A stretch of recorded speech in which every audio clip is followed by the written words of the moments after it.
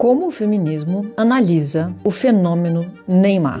Vamos se meter nessa treta, né? Vamos lá. O que o feminismo tem a dizer sobre Neymar? Primeira coisa que acho que a teoria feminista colocaria no chão, na mesa, são os fatos. A gente está falando de um dos maiores jogadores da história do futebol mundial, né? Alguém que nasceu com uma capacidade extraterrestre de jogar, né? Alguém com um talento técnico assim abissal, né? Então isso é o primeiro entendimento do que é o Neymar. Quando você coloca tudo isso dentro da cultura brasileira, você começa a lidar com sonhos, né? Alguém que joga futebol nos termos que o Neymar joga, está mexendo com muitos sonhos, está mexendo com a nossa identidade, está mexendo com a nossa subjetividade, né? Eu lembro que ele tinha 14 anos quando eu vi ele jogar pela primeira vez ao vivo, assim. Eu estava no estádio no Campinho do Nacional, ali em São Paulo, né? Perto dos CTs do Palmeiras e do São Paulo. E era uma Copa São Paulo de futebol júnior. Quando ele entrou, eu estava comentando um jogo no Sport TV, esse jogo no Sport TV, Santos e não sei quem, gente. E eu chorei. Eu chorei porque eu via ali alguém que tinha a capacidade sobrenatural de colocar arte em campo. Tava ele e o Ganso, então tudo ficou ainda mais, assim, delirante, né? E eu realmente me emocionei muito, muito. E era um menino de 14 anos. O Neymar foi crescendo e o Neymar virou um projeto de ídolo, né? Um projeto de alguém que deveria substituir o Ayrton Senna. Tem um podcast no UOL, o UOL Prime, muito bom a respeito dessa trajetória do Neymar. Então essa é a primeira realização. A gente está falando de alguém maior do que um ser humano. A gente está falando de uma ideia, a gente está falando de um pensamento, a gente está falando de sonhos, né? Neymar se conecta com meninos e meninas que amam o futebol por causa desse aparato tecnológico que ele representa, né? Muita coisa que está nele. Isso é uma coisa. A outra coisa é a gente entender quem é o homem Neymar. Porque é só a partir de um lugar de muito privilégio que alguém pode dizer assim: eu não ligo o que ele faz fora de campo. Só alguém mergulhado em privilégio pode dizer que não liga pro que o Neymar faz fora de campo. Porque quando o Neymar, com tudo isso que ele é, com toda essa capacidade de mobilizar afeto, diz que ele vai votar num candidato que acha que estupro é elogio, a gente está falando de uma coisa muito violenta. Quando ele diz que ele vai votar num candidato que acha que é preferível morrer a ser gay, quando ele diz que ele vai votar num candidato que tem comentários abertamente racistas, a gente tem aí um problema. A gente está falando também de um homem que sugeriu que alguém enfiasse um sapato na boca da Luana Piovani. Isso é uma sugestão explícita à violência de gênero. Essa que mata mulheres todos os dias no Brasil. A gente está falando de alguém que teve um contrato rompido com a Nike por suspeita de violência de gênero. Então a gente não pode simplesmente separar e não falar dessas coisas combinadas. Só a partir de um lugar de extremo privilégio, alguém pode dizer: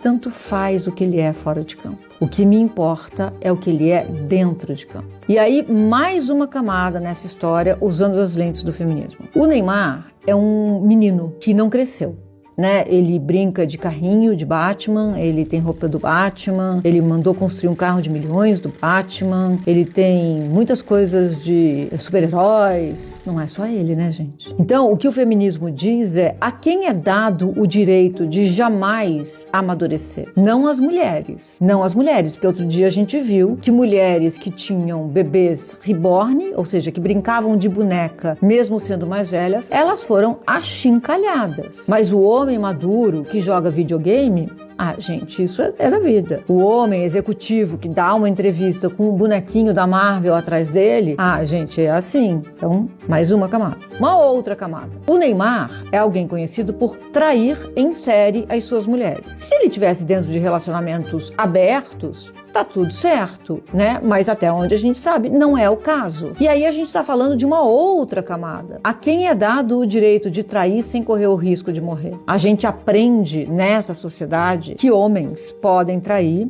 mas mulheres se traírem mancham a honra de um homem. Até 2023, havia no nosso Código Penal o direito a você matar a sua mulher se ela tivesse manchado a sua honra. Muitos homens mataram suas mulheres e estão livres, legalmente livres, porque eles usaram esse dispositivo, legítima defesa da honra. Então, sem a gente analisar tudo o que o Neymar representa, todas as forças que operam dentro dele e quem ele é, a gente não consegue entender o fenômeno. E com as lentes do feminismo, a gente entende que simbolicamente ele representa muitas violências contra as mulheres. Não dá para falar do Neymar só olhando para o campo, a não ser, obviamente, que você faça parte de um grupo que é homens brancos, ricos e que se definam como heterossexuais. Aí tudo bem. Aí você pode dizer, gente, assim, tanto faz o que é o Neymar. Eu adoro o Neymar jogando. E aí, o Saulo Pinheiro, que é um humorista, coloca pra gente uma outra identificação que homens têm com o Neymar, que é a coisa que é nesse âmbito da molecagem. E eu vou deixar uma parte, ele postou um vídeo muito bom, eu vou deixar um trechinho aqui pra vocês e encorajo vocês a irem lá nas redes sociais dele dar uma olhada nisso, assim, porque se eu falar as coisas que o Saulo falou, sei lá, eu acho que, né, eu vou ser, assim, nem sei o que os fãs do Neymar seriam capazes de fazer comigo, mas o Saulo é um homem, então eu deixo na boca dele. Sabe por que o fã do Neymar fica com tanta raiva quando você critica o Neymar? Porque na real mesmo, eles não são fãs do Neymar como atleta, eles são fãs do Neymar como homem. Esse cara que trai a mulher grávida, mas vota no Bolsonaro por conta dos valores da família. Fazer um cruzeiro pra encher a cara e pegar a gente. Ter um atestado no trabalho, mas na verdade eu vou curtir com os meus toys. Esses caras gostam mesmo, é disso aqui, ó.